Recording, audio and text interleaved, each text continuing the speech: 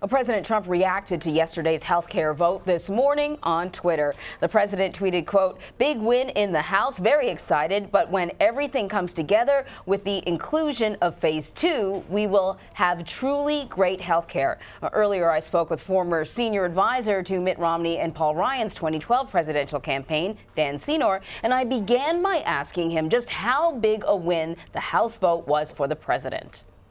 Well, let's take a step back and think what would have happened had they failed.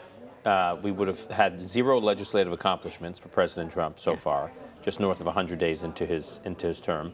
And without the passage of this bill, many House Republicans felt that it would have doomed the rest of the Republican agenda. It would have been very hard to move on to tax reform if they couldn't get health care reform done. They didn't get tax reform and health care reform done, then next year Republicans would be getting ready to run for re-election with nothing to show for the fact that for the first time in 7 years, they controlled the entire federal government, or the executive branch and the legislative branch.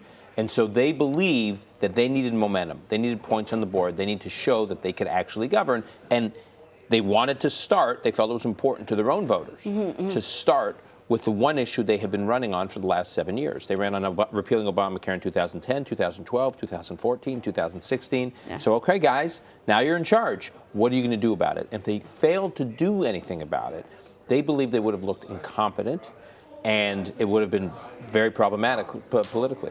What about the optics of, showing up in the Rose Garden and essentially sort of gloating? I was mixed on that. I'm not sure it was the right optic. I'm not sure I would have advised to do that. However, what many in the leadership will argue is we need to project momentum, because each time we project momentum as a milestone met, a step, another step in the process, it puts more pressure on whoever has to vote in the next stage. In this case, Senate Republicans. So now they can go to Senate Republicans and say, we've passed it in the House.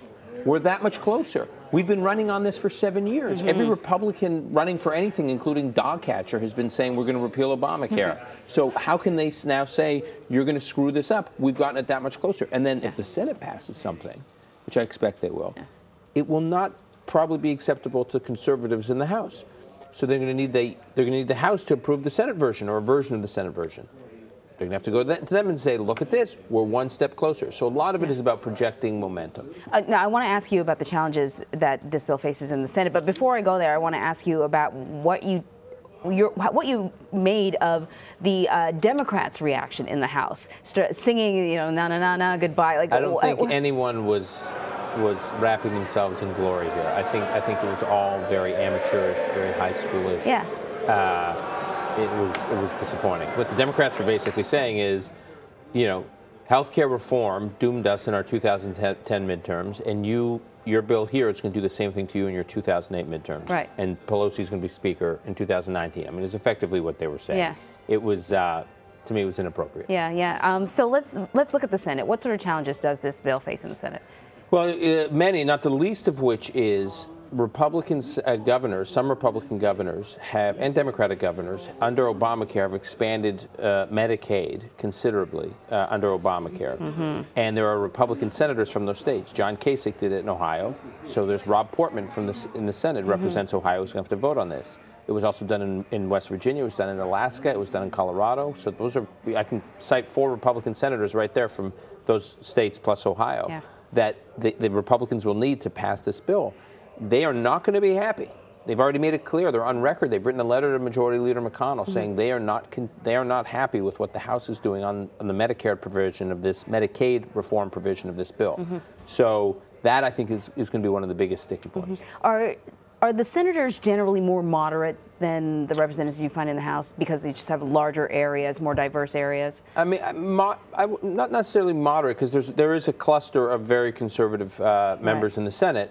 But I do think they have by nature of their jobs, they have larger constituencies and more diverse constituencies to consider when they're voting.